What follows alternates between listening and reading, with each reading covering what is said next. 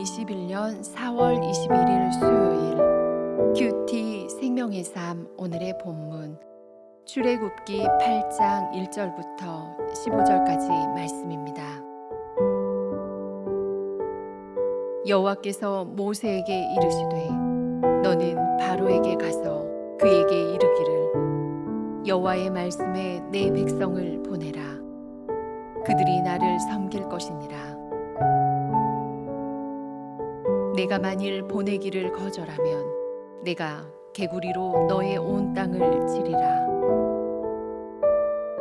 개구리가 나일강에서 무수히 생기고 올라와서 내 궁과 내 침실과 내 침상의와 내 신하의 집과 내 백성과 내 화덕과 내 떡반죽 그릇에 들어갈 것이며 개구리가 너와 내 백성과 내 모든 신하에게 기어오르리라 하셨다 하라. 여호와께서 모세에게 이르시되 아론에게 명령하기를 내 지팡이를 잡고 내 팔을 강들과 운하들과 모두에 펴서 개구리들이 애굽 땅에 올라오게 하라 할지니라.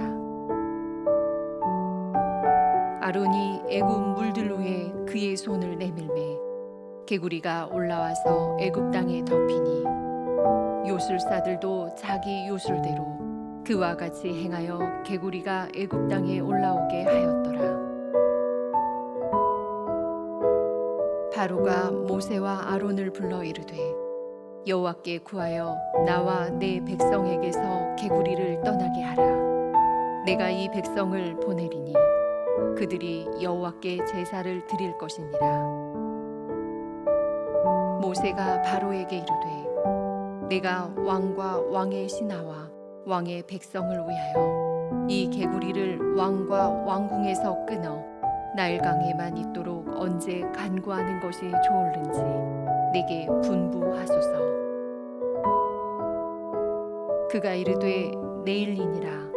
모세가 이르되 왕의 말씀대로 하여 왕에게 우리 하나님 여호와와 같은 이가 없는 줄을 알게 하리니 개구리가 왕과 왕궁과 왕의 신하와 왕의 백성을 떠나서 나일강에만 있으리이다 하고 모세와 아론이 바로를 떠나 나가서 바로에게 내리신 개구리에 대하여 모세가 여호와께 간구하매 여호와께서 모세의 말대로 하시니 개구리가 집과 마당과 밭에서부터 나와서 죽은지라. 사람들이 모아 무더기로 쌓으니 땅에서 악취가 나더라.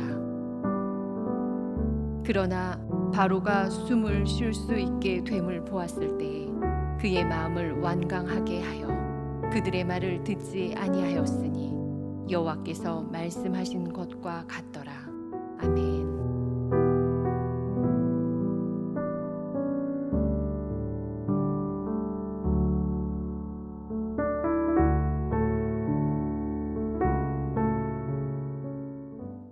예부터 애굽 사람들은 개구리가 산업과 가정을 풍요롭게 하는 귀한 동물로 믿었습니다.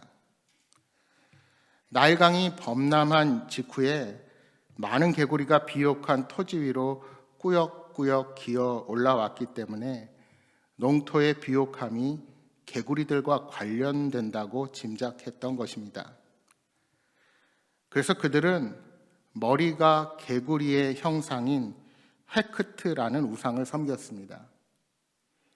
이 헤크트는 나일강의 수호신 쿠눔의 아내로 그 얼굴이 개구리의 형상을 하고 있었습니다. 헤크트의 의미는 백만이라는 뜻인데 그만큼 개구리의 풍요와 다산을 상징하는 의미로 이 동물을 신성시한 것입니다. 그런데 이제 그러한 큰 복을 애굽에 가져다 준다고 생각한 개구리들이 오히려 그들에게 엄청난 고통을 안겨주게 됩니다.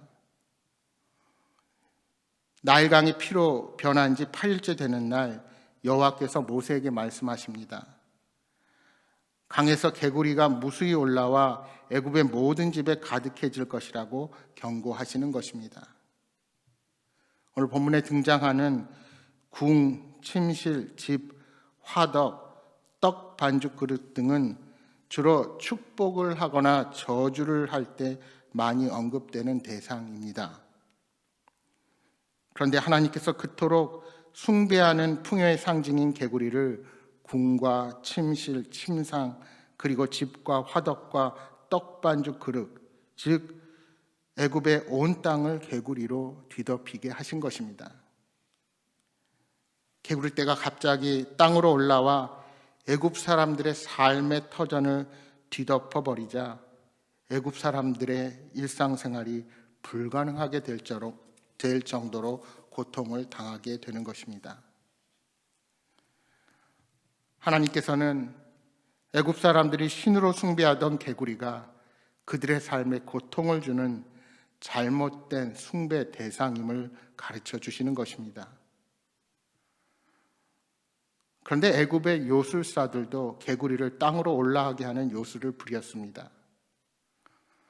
바로는 요술사들에게 개구리를 없애라는 지시도 내렸을 것입니다.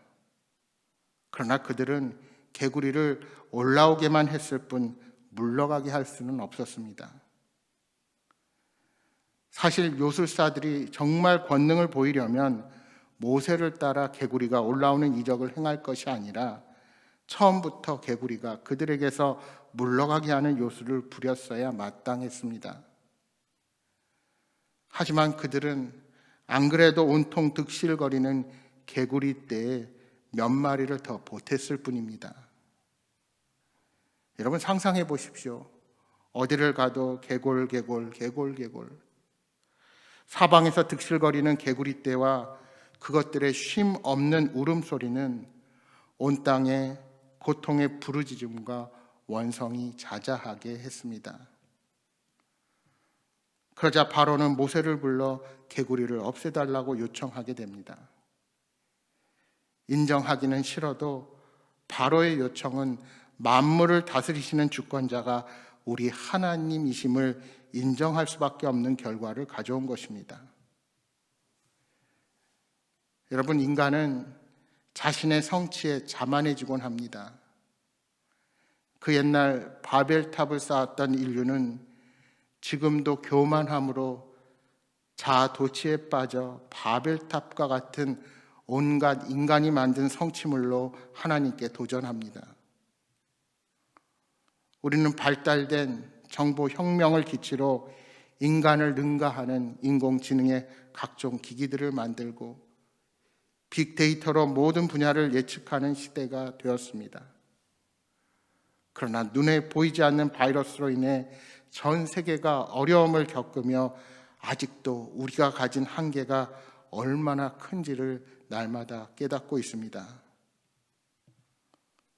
따라서 창조주 하나님을 알고 우리의 한계를 인정하는 것이 우리의 본분을 지키고 하나님의 기적의 역사를 체험할 수 있는 기초입니다.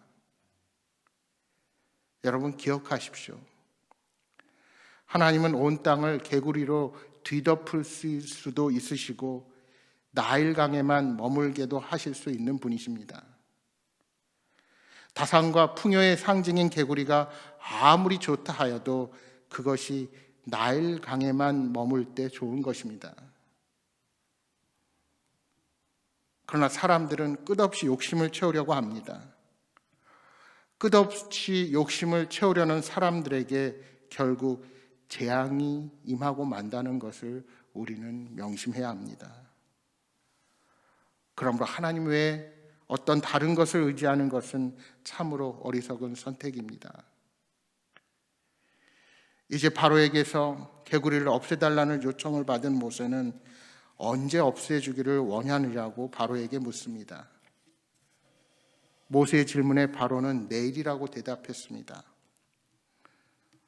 모세는 바로의 요청대로 다음 날에 개구리들이 애굽 전역에서 물러가게 해달라고 하나님께 기도했고 모세의 기도를 들으신 하나님은 정확히 다음 날 개구리들이 곳곳에서 나와 나일강으로 돌아가거나 죽게 하십니다. 개구리들은 떼를 지어 물러갔고 더러는 집의 마당에서 들판 곳곳에서 죽어갔습니다. 개구리의 사체들이 무더기로 쌓이니 썩는 냄새가 온 애굽 땅에 진동했습니다. 그렇게도 사람들이 신성하게 여겼던 우상의 실체가 적나라하게 드러난 것입니다. 그런데 여러분, 왜 모세가 바로에게 개구리의 제거 시점을 물어보았을까요?